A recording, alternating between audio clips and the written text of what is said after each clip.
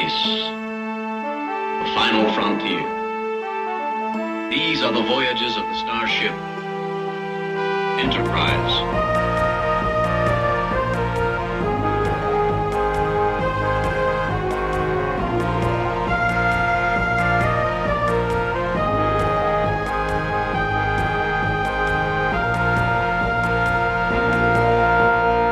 Hey everybody, welcome back to the Pensky Podcast. We're joined by Mark. Mark, welcome back to the podcast.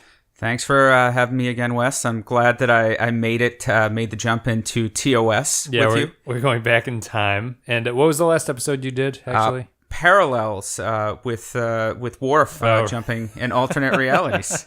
So we're going to have something similar today. Today we're talking about The Devil in the Dark, a requested episode that the people who listen to this podcast actually said, hey, your list kind of sucks at the start of these limited episodes that you're going to be doing for TOS. How about you throw Devil in the Dark in there? So we are. It's episode 25 of season 1, directed by Joseph Pevney, written by Gene L. Kuhn, aired way back on March 9th, 1967. We're going to be talking about the Horta, and we're going to be talking about Mark's return to TOS, Mark's return to the podcast, and all that stuff. I'm going to play an audio clip, and then me and Mark are going to come back, and we are going to break down The Devil in the Dark. The missing pump was not taken by accident. It was the one piece of equipment absolutely essential for the operation of the reactor. You think the creature is trying to push the colonists off the planet? It would seem so. But why now, Mr. Spock? These production facilities have been in operation for over 50 years. I don't know. But there is a possibility. What's that? Life as we know it is universally based on some combination of carbon compounds. But what if life exists based on another element? For instance, silicon. So, Mark, I don't know if you have you been following along with the shows, or are these your first toe in the water TOS episodes here? So I've been following along with the podcast. I did make the jump with you over to TOS, and I had a limited exposure to TOS. For me, it used to be I'd get home from the bar at 1:30 in the morning, and Fox for some reason would have them on. So I would occasionally watch episodes. So I don't really know them front to back, although I think I understand the basic concepts. So we'll see how that plays into this particular podcast. See, I think that the thing about Devil in the Dark is that it's kind of a big departure from what the show has been, and I think I'm going to maybe not run into a problem, but I'm going to run into something where the guests haven't been keeping up with the show so far. In that the earlier, I feel like this is kind of a turning point for Star Trek. These ending episodes of season 1 are way different from what they were in earlier in the season.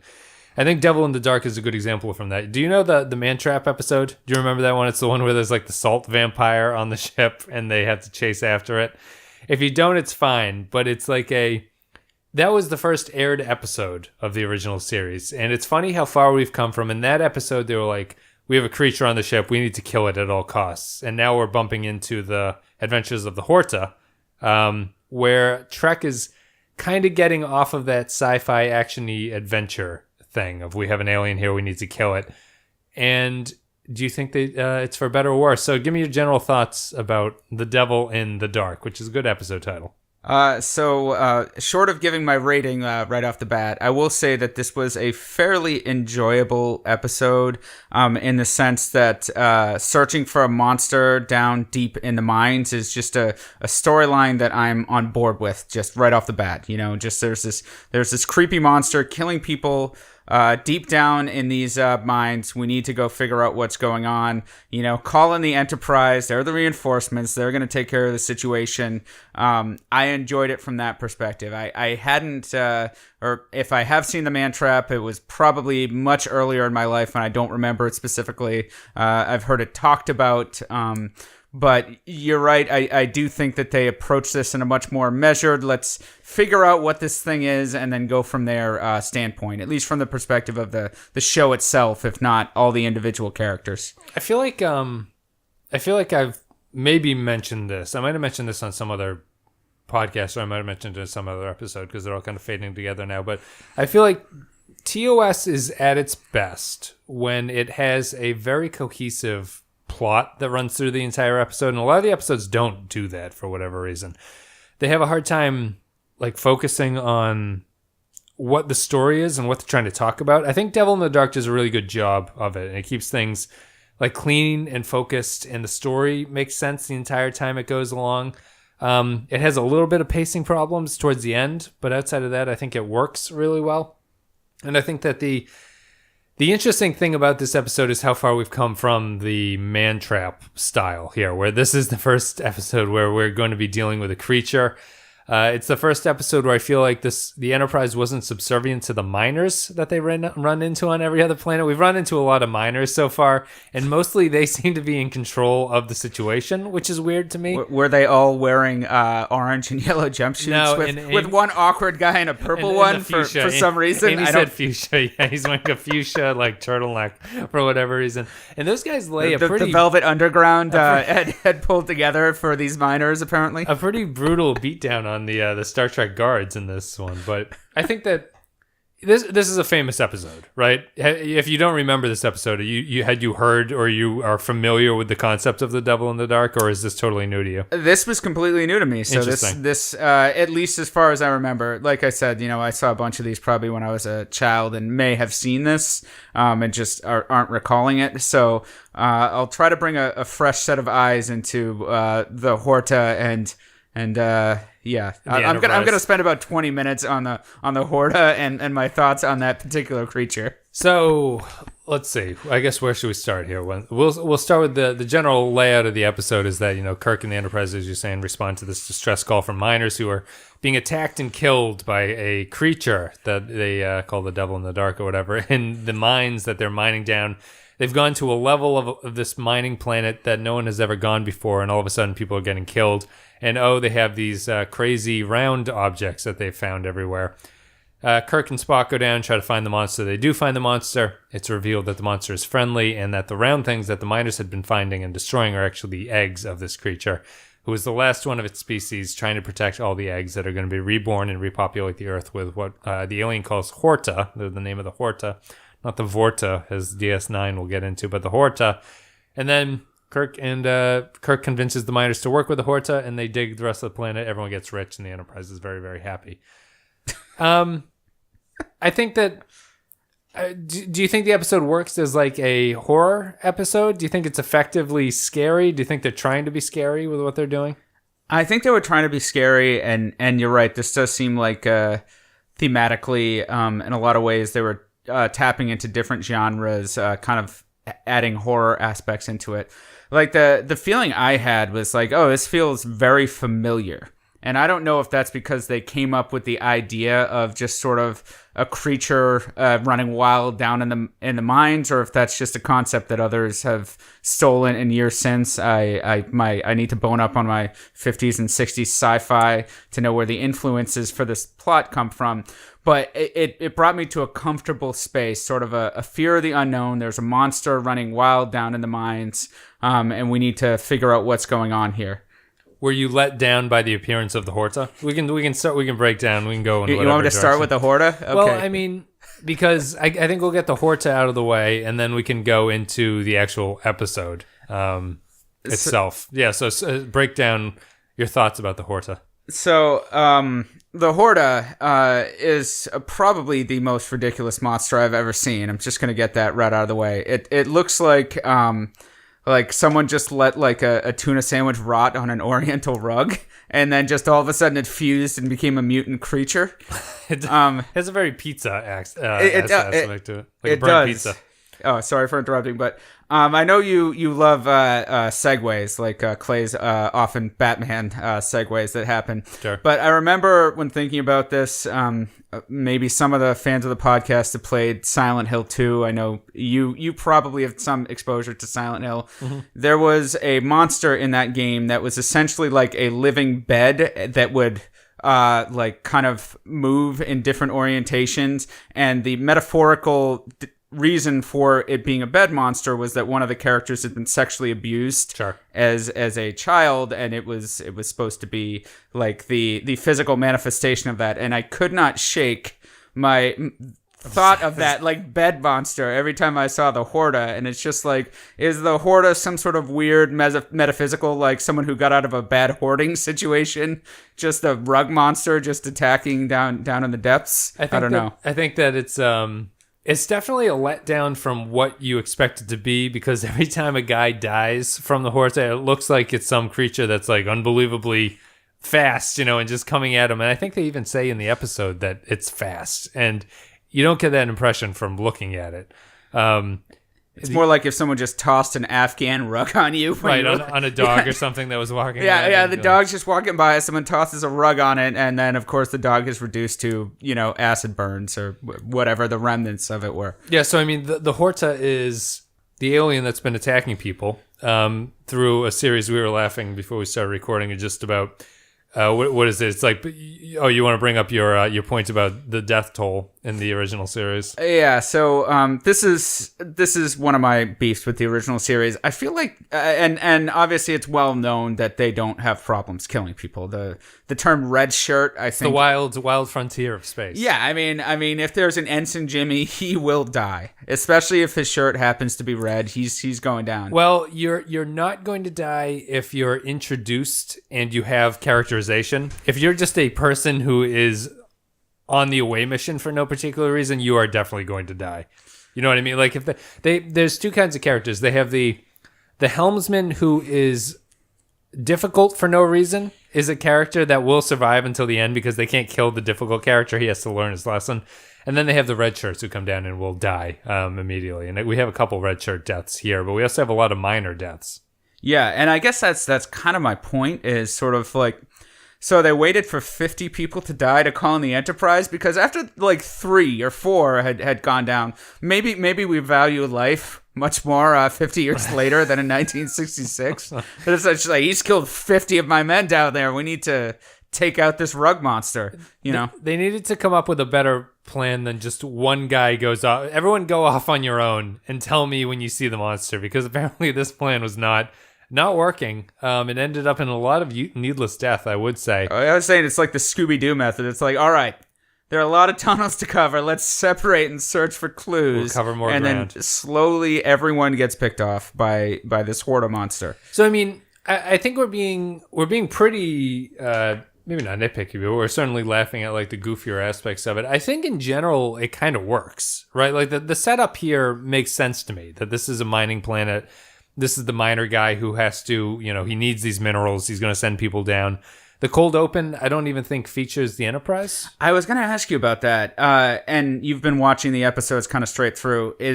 Do any others not kind of start out on the Enterprise or start out with one of the characters? I don't think so. I think you always see, and I think they cut to the credits before the Star Trek stuff, the theme song comes up and everything. But this was a unique one, and I think it set the mood in a good way.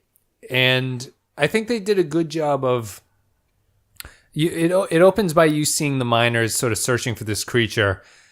Are you glad that this episode didn't set up some sort of sinister motive for the miners? Or would you have preferred more of a sinister take? Would the sinister take have interfered with how it ended, I guess, too? I mean, I think it worked fine just as sort of a monster drama. Again, I'm kind of... What I think I said before is sort of just kind of how far we've come in TV. I think the concept had promise. The execution was probably okay for 1966, 67. Is it okay for 2017? I think it would have been done. The concept could have been done much better using kind of modern storytelling and technology, for sure. So, what's your big problem with it here? I mean, I just felt, and maybe I think this is. I don't mean to interrupt, but I think this is one of probably the 5 best episodes of the first season, in my opinion. Like, so not that I think you're wrong, but I'm interested in someone who hasn't been watching them all explaining why they thought it was held back a little bit. And maybe it's just because this is like the first Star Trek episode I've probably watched in several years. The acting just, maybe I'm looking at it as a product of the whole. The acting is pretty heavy-handed. Yep. They beat you over the head with the morals at the end. I think we were saying before that it's like, I could see, like, from within the first 5 minutes and having not really remembered this episode or seen it, I'm like, oh, yeah, so, yeah, this thing's just trying to defend its young or something. I think they tipped the Spock being too interested in the egg on the guy's desk. I think that was a little bit too much. I was fine with it being there or someone asking about it, but Spock's excessive interest in it kind of tips it off to you, I think. Yeah. Would you agree with that, or did you think that was okay?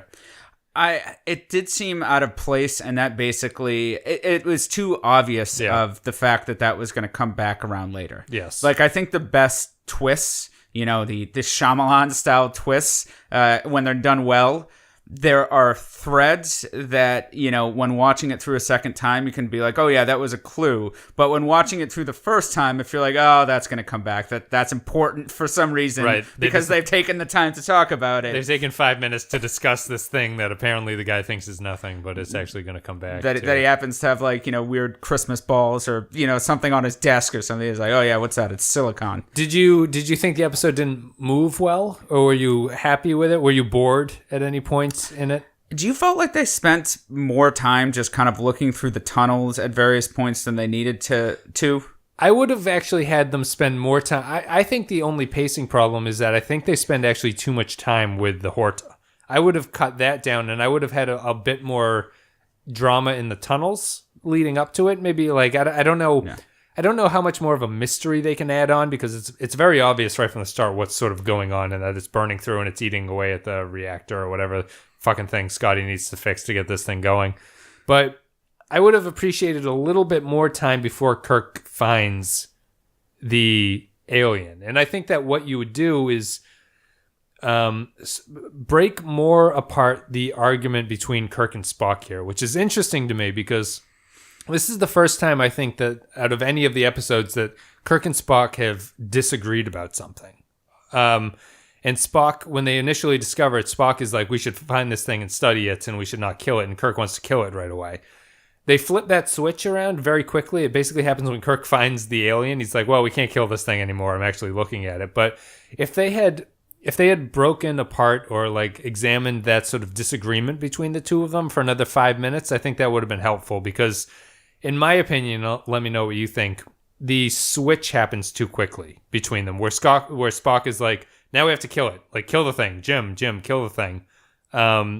What did you think? Did you like the build up, or did you think it happened too quickly? I'm happy you brought this up, because I guess this is one of my issues with the episode, is that I don't even understand why the switch happened.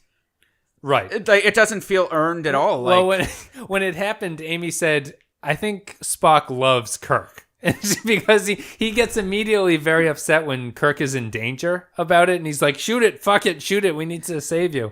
Which I find kind of a charming insight into Spock's character when he stops calling him Captain and says, Jim, like, what's going on? But so you would say that you didn't think the switch actually makes much sense. I thought they did okay, because they do the nice little scene where Kirk points his phaser at the thing and it walks away and then it comes at him. So you learn that he's intelligent by that aspect. Okay, so your argument, and I can see the argument there of, where Spock's viewpoint on the situation might change when, Jim's in danger.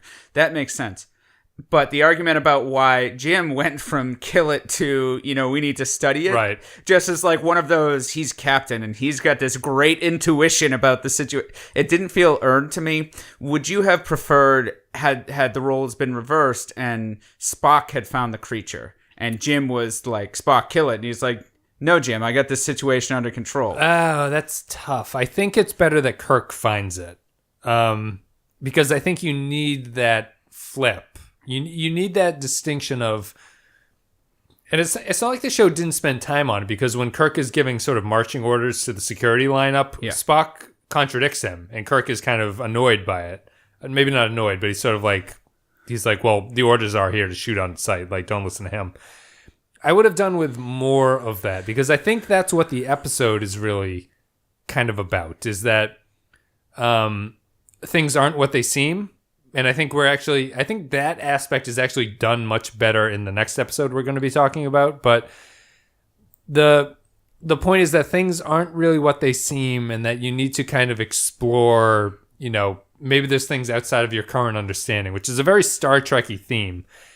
And I think that this episode is a big shift in the series for that reason. Like, they're really moving away from Monster of the Week, we have a monster on the Enterprise, fuck it, kill the thing, to a much more, what I would consider like the Star Trek quote-unquote ethos about what's going on. Like, oh, everyone's out there for good. Not that I agree with this, but like everything out there is good, and it's only bad, like misunderstandings that lead to this kind of contradiction. Do you think that the episode did a good job of like exploring that sort of weakness of like the earlier episodes, or do you think that it's like it was just kind of a cliche episode that needed that kind of switch, and otherwise it would have been nothing? So, I mean, I think that, it kind of looking at it from both sides ended up being a strength. The fact that, again, we have 50 years worth of TV, so I could see kind of the twist coming. Yeah. I think kind of damages it, the impact for me versus what it probably had in 1966. You did mention a scene that I'm kind of curious about your interpretation of, and that's the scene where Spock kind of, I don't know if outright undermines Jim's orders, but modifies the orders to say, capture or kill it. I think undermines is a good way to describe it. Because Kirk corrects them and says you shoot to kill when you see this thing. Yeah, so I mean, in that scene, the next scene after that, I think Kirk says, why don't you go help out Scotty with... Oh, I wanted to talk about this too. This is a weird scene. So, I mean, the interpretation and Jim's defense at the time is like, well, if something happens to me, I need you to head up the ship. And where I thought they were going with it would have been some ethical discussion about like, I don't think you're going to be strong enough to do what has to be done. No, that's what I thought too. And I'm unclear why Kirk does that. I thought when it started that Kirk was like, I can't trust Spock to do what I need him to do, so I'm going to send him to some unimportant posting, right? Didn't it seem like he was being relieved of his duties? Yeah. Like in a tactful way, like, oh, I don't know that you're going to be able to handle this, but we got this other problem that I think you could help with. Right. That's what I thought it was. Do you think that's not what it was, or was I was unsure. I watched it and I was like, did Spock basically turn it around on him to a point where he couldn't go through with it? Or do you think that that Kirk actually was like, we can't both die, because who would command the Enterprise? A black woman? That's unacceptable.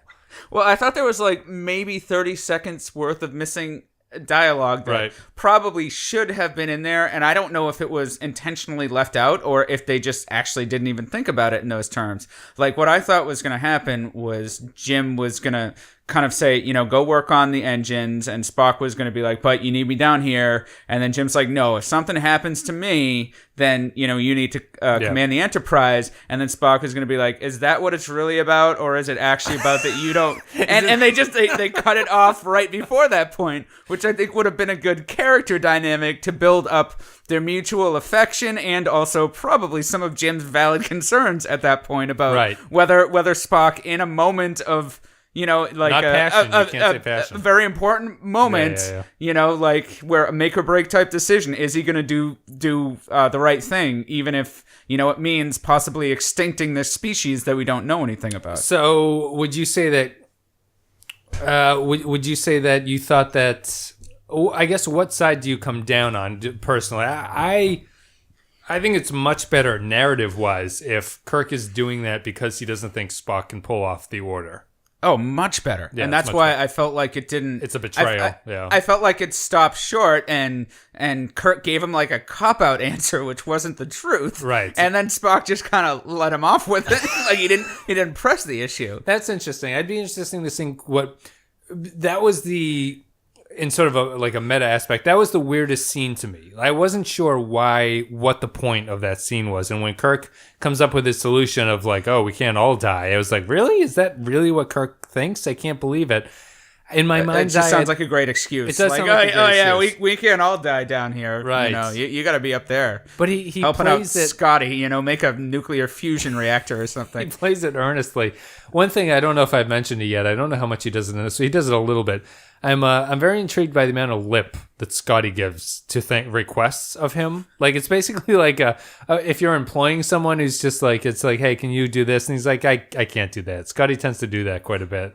This one he at least tries, but the thing fails after about 10 minutes. I mean, I do like that. It's like, I can come up with a patchwork solution. It might last 24 hours. Jim's like, make it last 48 hours. And he's like, you know, I'll see what I can do. No promises up here. You know, and I guess the other comment is, so once the reactor fails, why the hell don't they just beam everyone off the planet? Do they? Don't they? Did they talk about that? Did I miss that? What's the reactor doing? It was going to affect the environmental conditions, so they were all going to suffocate. Okay. I don't. Maybe they didn't bring any canaries down into that Right. mine, which they probably should have. I think Spock has a throwaway line about they have a couple hours of usable air while they're down there. So. There's something around that. Like it affected like the monster. The Horta stole a piece of the reactor, and that was Did the monster steal that piece of I equipment? think it did, which just seems oddly. So this thing can secrete acid. It could probably destroy the entire reactor through its abilities, but instead it's going to just go hide a piece of it, you know, in like eggs. a cubby hole somewhere. I wish I didn't understand what that meant. I think you're right that the alien took that piece of equipment. That makes no sense to me whatsoever. Oh yeah, no, it doesn't. It probably in that instance would have, it killed 50 people. It's got no problem killing. Why not just destroy all of their equipment if it's intelligent enough to know that this equipment is important? Do you even think that the reactor is a necessary dramatic ingredient in this? I don't think it is. I think that they do such a good job of laying down why these mines are important. You know, it's like these mines have everything. It's like there's so much stuff in these mines. Like we need these mines. Why do they need the reactor? So I know when we're doing these podcasts, we sometimes take tangents and self-plug our random Sweekinin podcast. But you remember at the end how just the castle starts collapsing for no apparent reason? It's just like, oh, the castle's collapsed. It just adds a time element to it. Okay. It just makes things seem like there's more of a time element. Like we need to get this done really quickly. We need to find this creature, possibly kill it, and then find where it's hiding all of our treasures like an elf.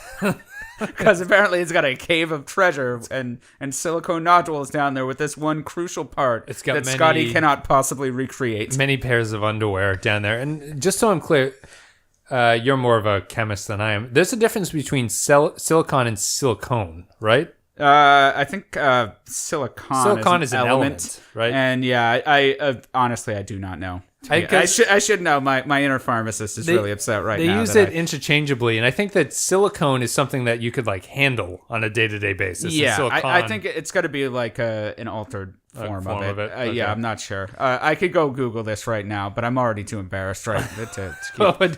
We probably need to change the subject right now.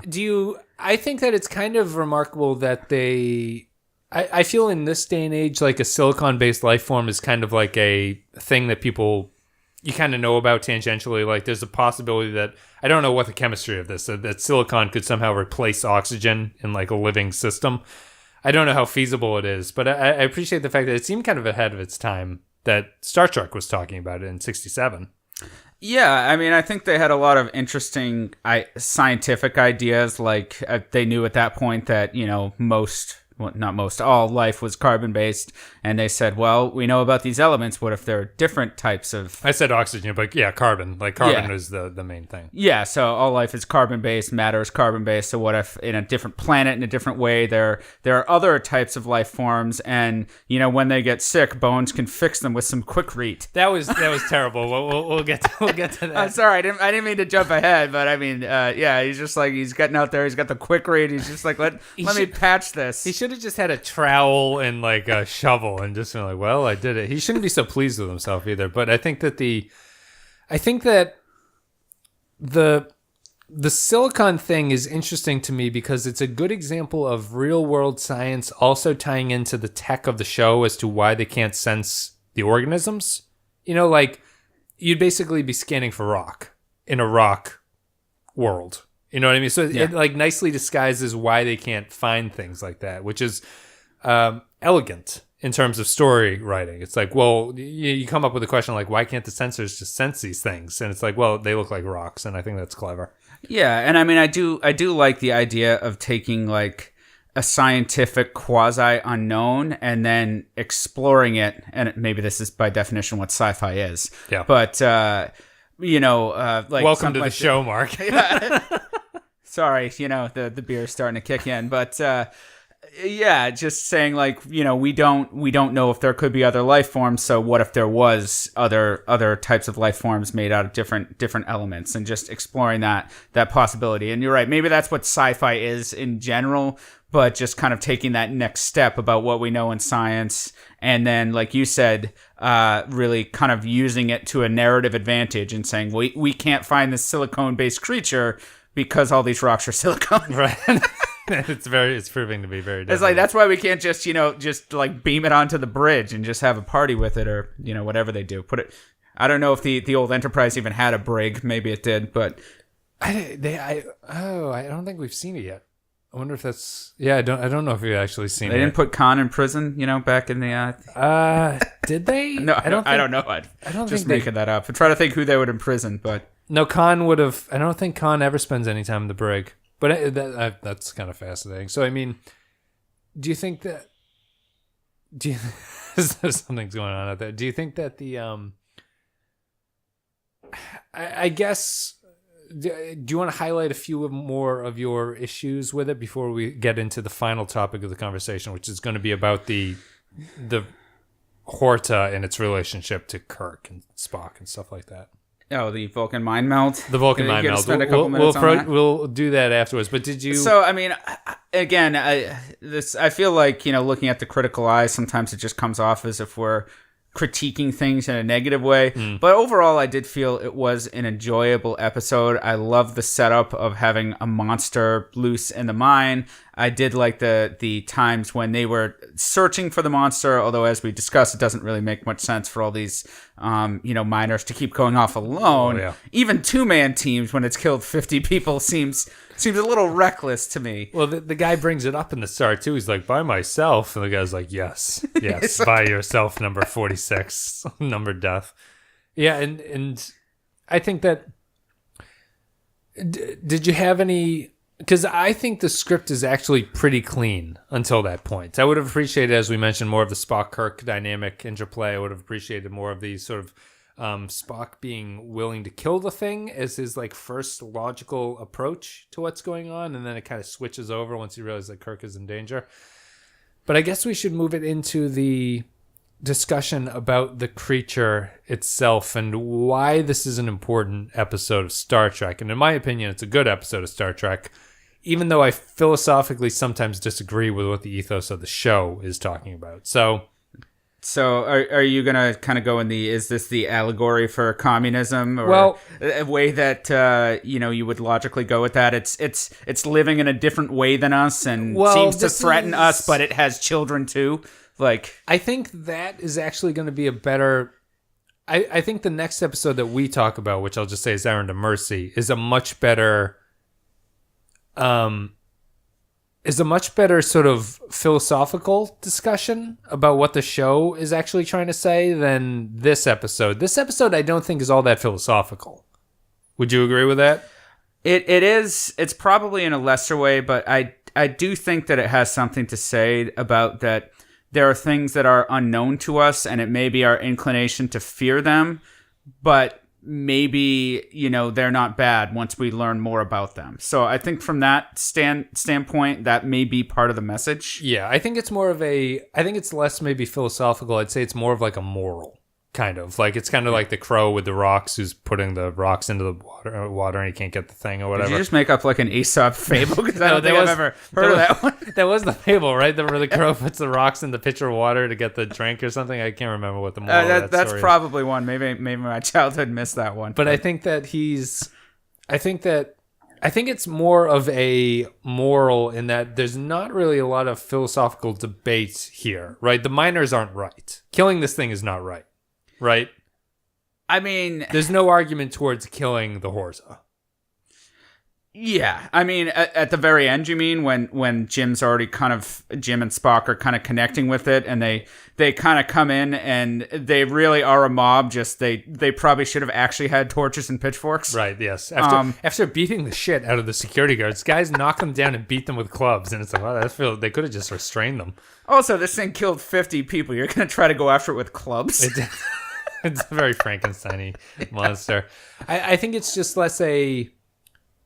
Maybe it's, I don't know, I might just be getting hung up on the word choice, but I think of a philosophy as more, the philosophy is more like an examination into why this is, and it doesn't feel anything other than there's no reason to kill the Horta, and the miners even come around to it. That's why I think that, if the miners had been sinister, it would have actually interfered in the story, because then the miners would have this sort of like greedy edge to them that would have been, they'd be like, well, we have to kill the Horta because they have to have the thing.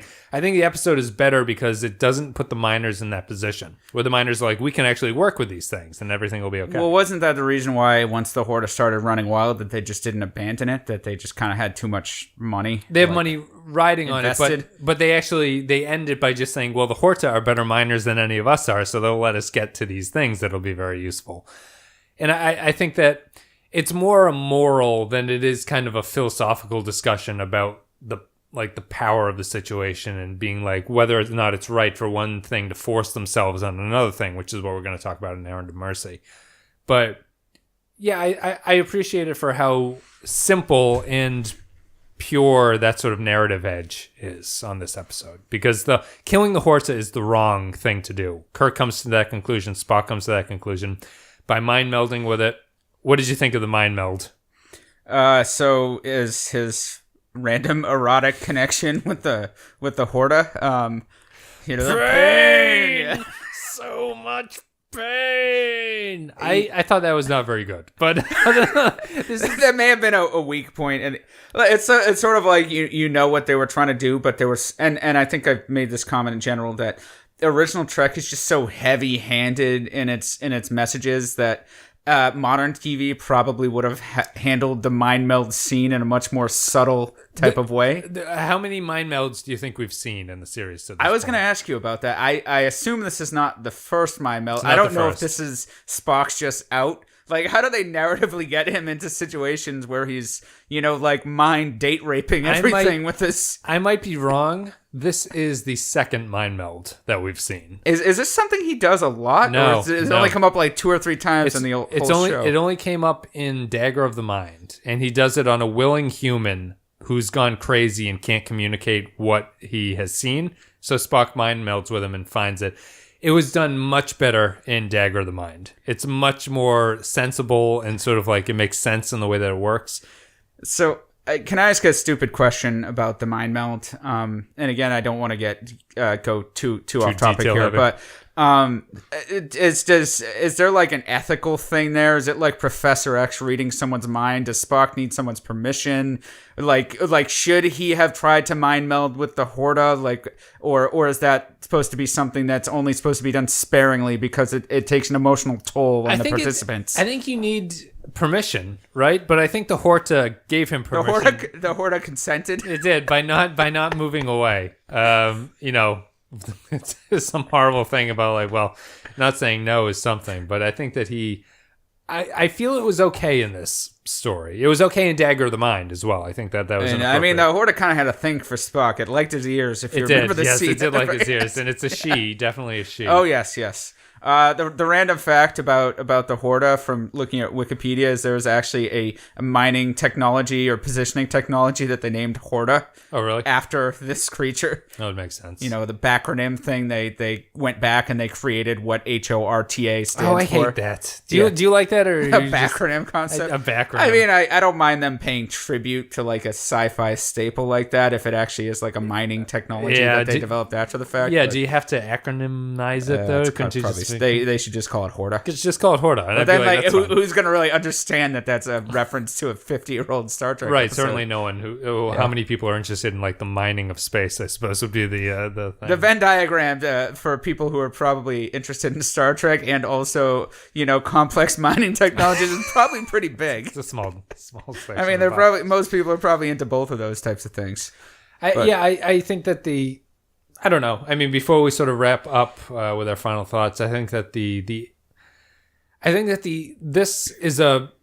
is the first time in watching this original series that I felt like this is what aliens of the later series are going to be like. Like this is going to be a thing. This is a big episode for what the show did because none of the previous episodes really touch on this aspect of like we're maybe wrong going in, and maybe we should figure out what exactly is going on in this situation. I agree. I feel like I've seen this archetypal story in TNG at least several times. Yeah.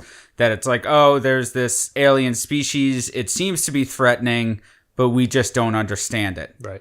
And you're saying this is the first time that Star Trek's really gone down that road? In this season, this is the first time I remember this being like an obvious storyline, whereas I said before in the Man Trap, it's more just like there's an alien on board, we have to kill this thing because it's very dangerous.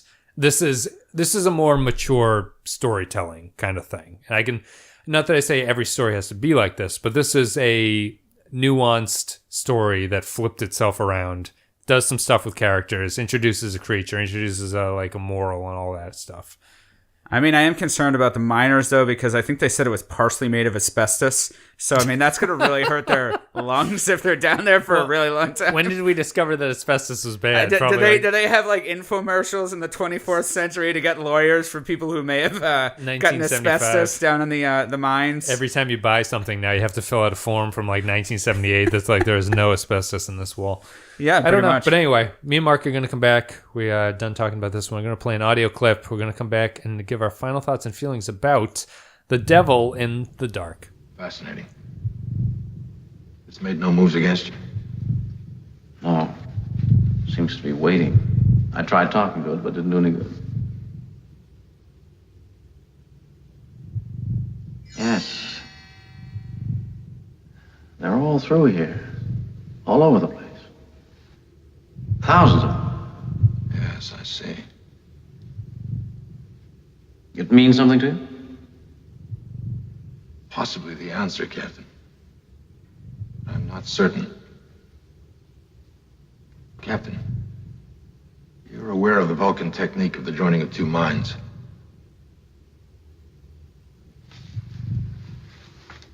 You think you can get through that thing?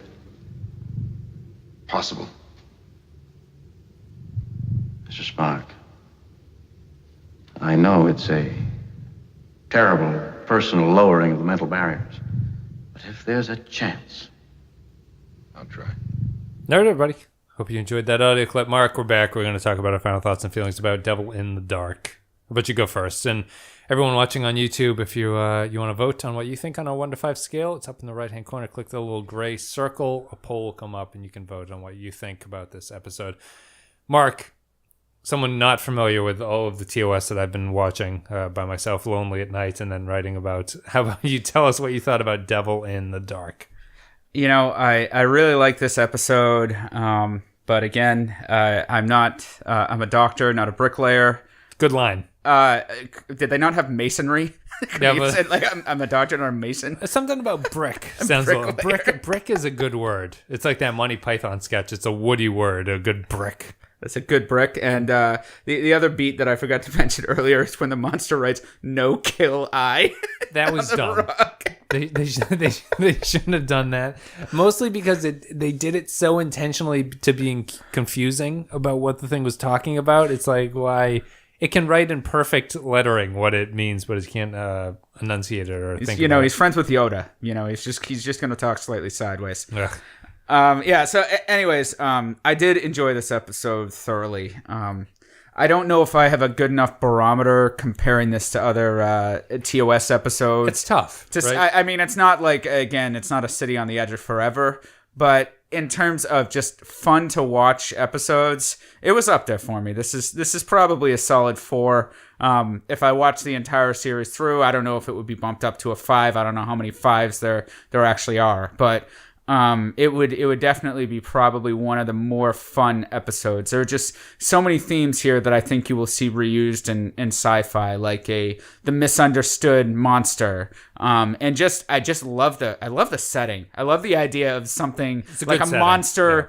That was released down deep once you got to a new level in the mines. It's like in the original Halo when they found the flood. Like all of a sudden, just like this horrible monster has just been unleashed upon the world. It's very Cthulhu too. I'm not big into Cthulhu, but it is very much like a monster that has been unleashed by what you've done and everything like that.